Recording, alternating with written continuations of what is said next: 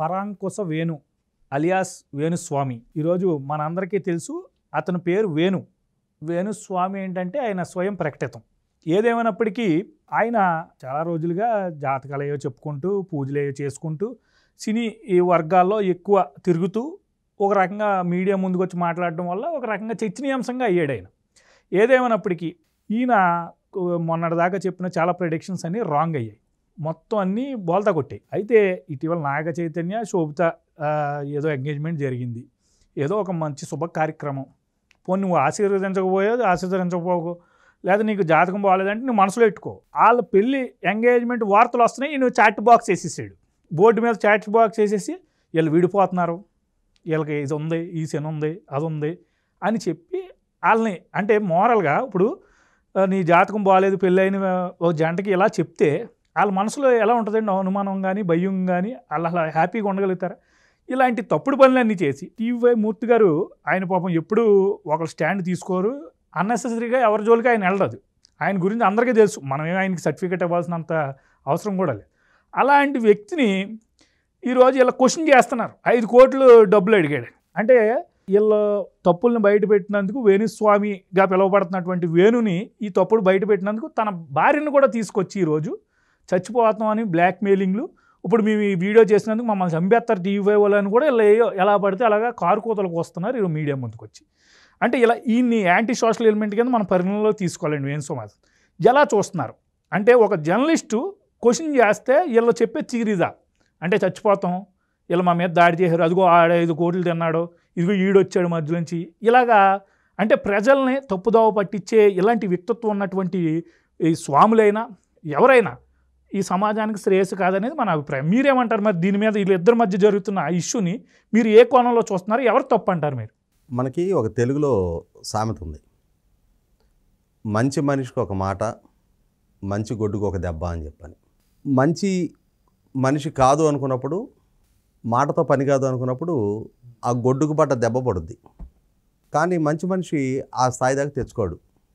ఇప్పుడు నువ్వు రోడ్డు మీద నడిచి వెళ్తున్నావు, చిన్నప్పుడు ఎప్పుడో స్కూల్లో చెప్పుంటారు మీకు డ్రిల్ మాస్టర్, రోడ్డుకి ఎడం వైపునే నడవాలను, నువ్వు నడిచెళ్ళు, నువ్వు బండి వేసుకెళ్ళు, ఎలా అయినా వెళ్ళు, రోడ్డుకి ఎడం వైపున వెళ్తే నీకు క్షేమం, రోడ్డు మీద వెళ్ళే వాళ్ళకి కూడా క్షేమం. లేదు నేను మాత్రం కుడివైపే వెళ్తానంటే మొట్టమొదటి నీ ముక్కు పగులుద్ది, తర్వాత నువ్వు ఎదురుగా నువ్వు వెళ్ళి ఎవడికి గుద్దావో వాడి ముక్కు పగులుద్ది. కాదు మా గురువుగారు నాకు మంచి చెప్పాడు అని ఆలోచించుకుంటే, గుర్తుంచుకుంటే నువ్వు క్షేమంగా ఇంటికి చేరతావు, రోడ్డు మీద వాళ్ళు కూడా క్షేమంగా ఇంటికి చేరతారు. ఇవాళ ఈ వేణు ఇతను సమస్య లేదు, మంచి మాట అతనికి చెల్లుబాటే కాదు. ఇవాళ TV5 మూర్తి గారు 5 కోట్ల రూపాయలు నన్ను అడిగాడు అని చెప్పని రాత్రి వాళ్ళ భార్యాభర్తలు ఇద్దరు కలిసి ఒక వీడియో రిలీజ్ చేశారు. వేణు ఏంటి, వేణు వ్యక్తిత్వం ఏంటి, అతని జాతకాలు ఏంటి, ఆ జాతకాలు ఏ స్థాయిలో ఫలించినాయి, అతను ఎవరెవరు నెగ్గుతారని చెప్పాడు, ఎవరెవరు ఓడతారని చెప్పాడు, అసలు అతను ఎవరి స్టాండ్ తీసుకుంటున్నాడు అనేది ప్రూవెన్ ఫ్యాక్టర్. మూర్తి గారేంటి, మూర్తి గారి వ్యక్తిత్వం ఏంటి, ప్రొఫెషనల్గా ఆయన ఎంత రాజీ లేని ధోరణి ప్రదర్శిస్తారు, ఎంత ముక్కుసూటిగా నిర్భీతిగా నిజాయితీగా ఆయన వ్యవహరిస్తారు అనేది కూడా ప్రూవెన్ ఫ్యాక్టర్. మూర్తి గారి గురించి వేణు సమాజానికి పరిచయం చేస్తే మీరు నేను తెలుసుకోవసరలా. వేణు గురించి మూర్తి గారితో పాటు మొత్తం సమాజానికి ఒక ఐడియా ఉంది. ఇదే వేణు 2023 నవంబర్ 30 తెలంగాణ ఎన్నికలు జరుగుతుంటే ఇట్లా చిటికలేసి చెప్పాడు, ఈ ఎన్నికల్లో కాంగ్రెస్ పార్టీ 40 స్థానాల కంటే తక్కువ, అంటే కేసీఆర్ గారి నాయకత్వంలో ఉన్న బీఆర్ఎస్ పార్టీ విజయం దక్కించుకోబోతుంది 3వ సారి, ఈసారి డైరెక్ట్గా కేటీఆర్ సీఎం అయిపోతాడని చెప్పాడు. అవును, ఈ మాట నేను అన్నాను. కేసీఆర్ కూడా కాదు, డైరెక్ట్ కేటీఆర్ సీఎం అవుతాడని చెప్పాడు. ఏమైంది మరి? అయ్యా నా అంచనాలు బోల్తా పడ్డాయి, ఇంకా నాకు సిగ్గు శరం అనేది ఉంటే ఇక నేను మళ్ళీ ముందుకొచ్చి మాట్లాడనని చెప్పని అనిపించాలి కదా. ఆహా తగుదునమ్మా అని చెప్పని మళ్ళీ ఏపీ ఎలక్షన్స్కి రెడీ అయిపోయాడు. చంద్రబాబు నాయుడు గారికి రాజయోగం లేదు, పవన్ కళ్యాణ్కి రాజయోగం లేదు, ఎప్పటికీ సీఎం అవడు, ఇక్కడ ఇట్లాగే మా ఊరు ఒక ఆయన వచ్చేవాడు, జాతకం చెప్తానని చెప్పని సీతారామయ్య అని చెప్పని ఒక ఆయన వచ్చేవాడు. మాకు స్కూల్లో 1 year సీనియర్ ఉండేవాడు, బొనుగల వెంకటేశ్వరరావు అని చెప్పని. ఈ బొనుగల వెంకటేశ్వరరావుకి అంటే మా అందరికి పెళ్ళిళ్ళు అయినా కూడా తనకి ఇంకా పెళ్లి కాల. కాకపోతే మా ఫ్రెండ్స్ అందరికి కలిపి ఆయనకి చూపించాం, మా వాడికి పెళ్ళి అవ్వట్లేదు, పెళ్ళి ఎప్పుడు వద్దో చెప్పండి అని చెప్పని. ఆయన వెటకారంగా అబ్బో వీళ్ళ అత్తే ఇంకా పుట్టలేదు అన్నాడు. అంటే ఇతనికి పిల్లనిచ్చి అత్తే ఇంకా పుట్టలా, వీడికి అప్పటికే పెళ్లి వయసు అయిపోతుందా అని చెప్పని మేము కూర్చోబెడితే, అంటే పెళ్ళి అవ్వదని చెప్పకుండా వీళ్ళకి అత్తే పుట్టలేదు అంటే ఒక అమ్మాయి పుట్టి ఆమె పెద్దదయ్యి పిల్లను కానీ ఆ పిల్ల పెద్ద అయినాక కానీ ఇతనికి ఇవ్వడానికి, అంటే అప్పటికి ఇతనికి ఎన్నేళ్ళు వస్తాయి అంటే కొద్దిగా చమత్కారంగా చెప్పాడు ఇతనికి పెళ్లి యోగ్యత లేదు అని చెప్పని. కానీ వాస్తవం ఏంటి అంటే ఆ తర్వాత ఒక 2 ఏళ్లకి ఇతను హార్ట్ అటాక్తో చనిపోయాడు. ఈ జాతకం చెప్పిన ఆయన. ఇతనికి పెళ్ళయింది, నీ జాతకం నీకు తెలీదు, నువ్వు ఎప్పుడు ఉంటావో ఎప్పుడు పోతావో నీకు తెలీదు, అతనికి పెళ్లి యోగ్యత లేదని చెప్పావు, నేను ప్రత్యక్ష సాక్షిని. కాబట్టి ఇక్కడ 10 మంది అంటే జనరల్గా 10 మందికి సంబంధించిన జాతకాలు చెప్తే 1వ ఫ్లూక్గా మ్యాచ్ అవుతాయి. ఆ మ్యాచ్ అయిన దాన్ని హైలైట్ చేసుకుంటారు, చూసారా మా యాక్యురసీ చూడండి అని చెప్పని. ఇప్పుడు చీకట్లో రాయేసటం అంటారు కదా, ఇప్పుడు ఓ చెట్టు నిండా పళ్ళు ఉన్నాయి, నువ్వు పిచ్చాడి చేతిలో రాయిలాగా ఎటు ఇసిరినా ఒక ఆయన తగిలి పడుద్ది. ప్రాబబిలిటీ అంటారండి, ఆ రేషియోని ఫాలో అవుతూ చెప్తున్నారు. దాంతో ఏమవుద్ది, ఆ తగిలి రాలిన కాయేమో నాకు భలే గురి, అసలు ఏమనుకుంటున్నా చిన్నప్పటి నుంచి నేను ఎట్టేస్తే అట్ట పడతాయి అని చెప్పి నెచ్చులుపోతాం. అవునా సరే ఇంకొకటి రాలగొట్టున్నాం అసలు. అట్లాగే ఇది కూడా ఏపీ ఎలక్షన్స్ ఇష్టం వచ్చినట్టు చెలరేగిపోయి చెప్పాడు. ఆ ఫలితాలు వచ్చిన తర్వాత నాకు బుద్ధి వచ్చింది, నాకు సిగ్గు వచ్చింది, ఇక నేను రాజకీయాల గురించి మాట్లాడను అన్నాడు, ఎవరి వ్యక్తిగత జీవితాల గురించి కూడా మాట్లాడను అన్నాడు. మరి ఆ బుద్ధి జ్ఞానం మెయింటైన్ చేయాలి కదా, మెయింటైన్ చేయకుండా ఆ నాగ చైతన్య ఆల్రెడీ అతను ఒకసారి జీవితంలో దెబ్బతిని ఉన్నాడు, మళ్ళీ పెళ్లి చేసుకోవడానికి ఇప్పుడు ఆ కుటుంబ పెద్దలకు తెలియదా వాళ్ళ బిడ్డల భవిష్యత్తు ఎట్లా ఉండాలి ఏమో అనేది. ఇప్పుడు వాళ్ళు మంచి చెడు వాళ్ళు ఆలోచించుకుంటారు కదా, పలానా అతనికి మా అమ్మాయిని ఇస్తున్నాం, పలానా అమ్మాయిని మేము చేసుకుంటున్నాం, మా జీవితం బాగుంటుందా లేదనేది మొట్టమొదట వాళ్ళిద్దరూ వెల్ ఎడ్యుకేటెడ్, ఆ పెళ్లి చేసుకుంటున్న వాళ్ళు వెల్ ఎడ్యుకేటెడ్, ఆ కుటుంబాలు సమాజంలో చాలా ఉన్నత స్థానంలో ఉన్నారు, వాళ్ళకి ఆ మాత్రపు ఆలోచన పరిజ్ఞానం పరిణతి ఉండదా? ఇతను ఎవడు అడిగాడు సలహా? నిన్ను ఏమన్నా పిలిచి మా పిల్లల జాతకం ఎట్టుందో చెప్పని నిన్ను ఎవడన్నా అడిగాడా? అడగకుండానే శుభం పలకరా మంక అంటే ఆ పెళ్లి కూతురు మొండ ఎక్కడ చచ్చింది అన్నారంట. అటు తయారయ్యాడు. అంటే ఇతను ఒక స్టేట్మెంట్ ఇచ్చాడండి గతంలో, ఏంటంటే నెగిటివ్ అయితే ఏంటి పాజిటివ్ అయితే ఏంటి, నేను ఫేమస్ అవుతున్నాను కదా, అంటే నేను ప్రజా జీవితంలో నేను నెగిటివ్గా అయితే ఉంది, ప్రజలు నెగిటివ్ అనుకుంటే ఏంటి పాజిటివ్ అనుకుంటే ఏంటి అని అన్నాడండి ఒక సిచ్యువేషన్లో కూడా. ప్రజల ఎమోషన్స్ తోటి వ్యాపారం చేసి దాని ద్వారా ఆర్థికంగా ఎదగడానికి అలవాటు పడ్డ జాతి ఇతను. అట్లాంటి పరాణ బుక్కులు చాలామంది ఉన్నారు సమాజంలో. రామ్ గోపాల్ వర్మ ఒకడు, ఇతను ఒకడు, వీళ్ళందరితో ఒక సమూహం. వీళ్ళందరూ జగన్మోహన్ రెడ్డి మద్దతుదారులే, గుర్తుపెట్టుకో. ఆ రామ్ గోపాల్ వర్మ అంటే ఈ చౌకబారు ప్రచారం ద్వారా ఎదగాలి, ఆ చౌకబారు ప్రచారం ద్వారా సంక్రమించే డబ్బు తినాలి అనుకునే ఈ లక్షణాలు ఇవన్నీ జగన్మోహన్ రెడ్డి దగ్గరికి చేరతాయి. ఆయన కూడా డబ్బులు ఇవ్వగలుగుతాడు కాబట్టి ఇంకా ఆయన దగ్గరే. కాబట్టి ఈ ఇష్యూ పట్ల మూర్తి గారికి ఇది కరెక్ట్ కాదు కదా, వ్యక్తుల జీవితాల్లోకి ఇతను ఎంటర్ కావటం ఏంటి? వాళ్ళు ఏదో సుమ్మ అనుకుంటా పెళ్లి చేసుకోబోతున్నారు, ఇతను ఎవడు వాళ్ళు కాపురం ఇది పెటాకులు అవుద్ది, మీ పెళ్ళిది నిలబడతావు, మీరు 3 ఏళ్లలో విడిపోతారని చెప్పే హక్కు ఎవడిచ్చాడు ఇతనికి? మామూలుగా ఇవాళ కొద్దిగా నాగరికత మెయింటైన్ చేస్తున్నారు కాబట్టి సరిపోతుంది. ఇప్పుడు వెనకటి రోజుల్లో పల్లెటూళ్ళలో మేము పెరిగిన రోజుల్లో వాతావరణం అయినట్టయితే అరికాళ్ళు బద్దలు కొట్టేవాళ్ళం.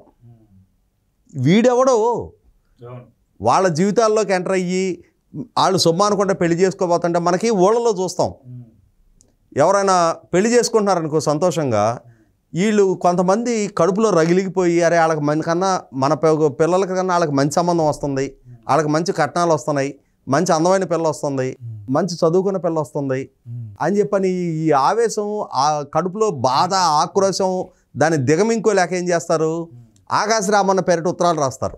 అయ్యా మీ శ్రేయోభిలాషులు మేము, వాళ్ళు మంచోళ్ళు కాదు, మీ అమ్మాయిని రేపు కష్టాలు పాలు చేస్తారు, వాళ్ళు మీ అమ్మాయి రేపు తిండి తిన్నా కూడా ఓర్చుకోలేరు, మీ అమ్మాయి నానా హింసలు పెడతారు అని చెప్పని ఉత్తరాలు రాస్తారు. ఆ సంబంధం వాళ్ళ అడ్రస్ కనుక్కొని, నానా తిప్పలబడి కనుక్కొని, ఈ పైకి ఈడి దస్తూరితో రాయడు, ఈడి పేరు పెట్టి రాయడు, ఆకాశంగా ఏదో రకంగా చెడగొట్టాలి.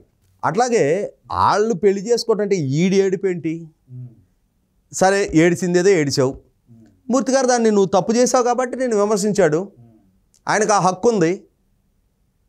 నువ్వు పబ్లిక్ ఫోరంలోకి వచ్చి ఒకరి ప్రైవేట్ జీవితంలోకి ఎంటర్ అయ్యే ప్రయత్నం చేస్తున్నప్పుడు నీ తప్పుని ప్రస్తావించే హక్కు ఉంది.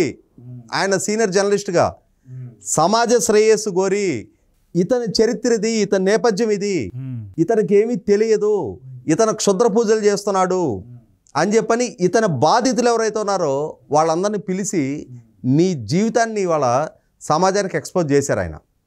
ఎస్, జర్నలిస్టు నైజం అది, జర్నలిస్టు వృత్తి అది. సమాజంలో తప్పులు జరుగుతున్నప్పుడు దాన్ని ఎత్తి చూపాల్సిన బాధ్యత, సమాజాన్ని చైతన్యపరచాల్సిన బాధ్యత. దాన్ని జీర్ణించుకోలేక మూర్తి గారు నన్ను 5 కోట్లు అడిగాడు, 2017లో అడిగాడంట 5 కోట్లు. మరి 2017లో 5 కోట్లు అడిగితే ఇప్పుడు దాకా ఏం చేస్తున్నావు, మరి కేసు ఎందుకు ఫైల్ చేయలే? పైగా ఏమంటున్నావు, నేను ఆత్మహత్య చేసుకుందాం అనుకుంటున్నాను. మరి 7 ఏళ్ళ నుంచి బాగానే బతికేవుగా. వైఫ్ని కూడా తీసుకొచ్చారండి మధ్యలో. ఇప్పుడు లంబు జంబు వాళ్ళిద్దరూ రామోర్ శ్యామ్ లాగా ఒకరికొకరు జత కలిశారు. Same mind set. మనకి గతంలో చాలా సందర్భాల్లో చెప్పాను నేను, నీళ్ళడుగున నత్తగొల్లన్నో పక్కకి చేరితే ముచ్చపు చెప్పులన్నో పక్కకి చేరతాయి అంట. వీళ్ళకి అట్ట జత కలిసింది. ఆ జత కలిసి ఒకళ్ళనొకళ్ళు సమర్థించుకుంటా ఇద్దరు కలిసి ఒక ఆర్కెస్ట్రేటెడ్ డ్రామా క్రియేట్ చేసి, మూర్తి గారు డబ్బుకి కోసం నన్ను బెదిరిస్తున్నారు అని చెప్పని ఒక డ్రామా సృష్టిస్తున్నారు.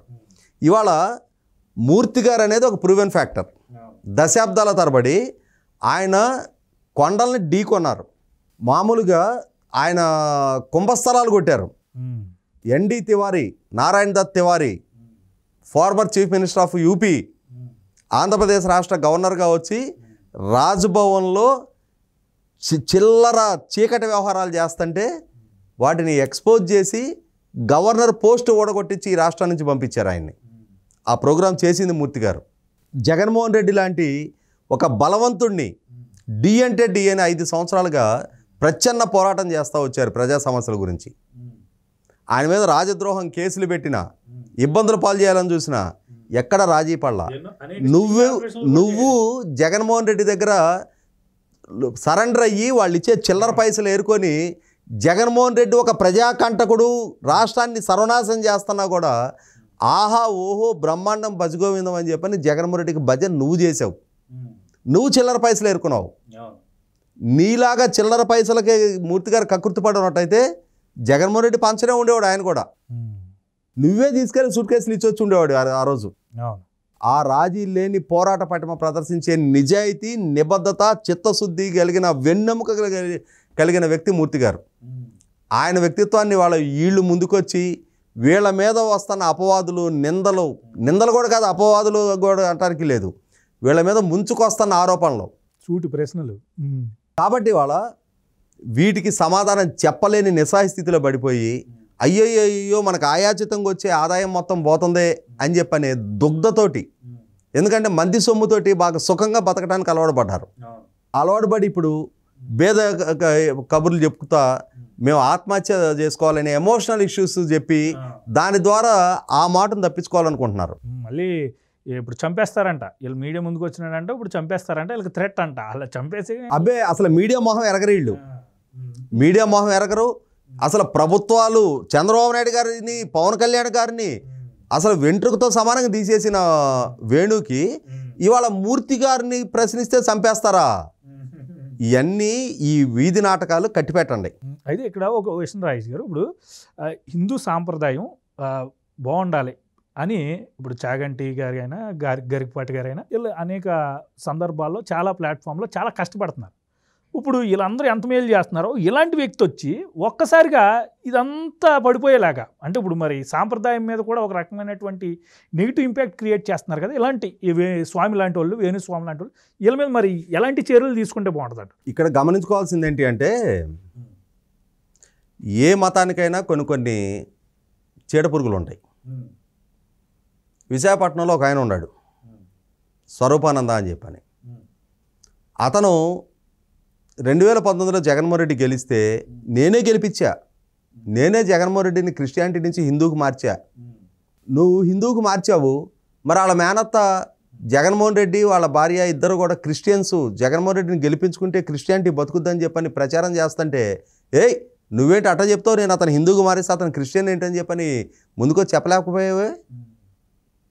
వాళ్ళ మేనత్త విమల రాష్ట్రం అంతా తిరిగి జగన్మోహన్ రెడ్డి ట్రూ బిలీవర్, వాళ్ళు పర్సనల్ ప్రేయర్ టైం ఉంటుంది, వాళ్ళు భార్యాభర్తలు ఇద్దరు ప్రేయర్ చేస్తారు, ఇటువంటి అతను కాపాడుకోవాలి ఈ రాష్ట్రంలో క్రిస్టియానిటీ బతకాలంటే అని చెప్పని ఎలక్షన్స్ ముందు మతం పేరిట క్యాంపెయిన్ చేసినప్పుడు ఎక్కడున్నావు?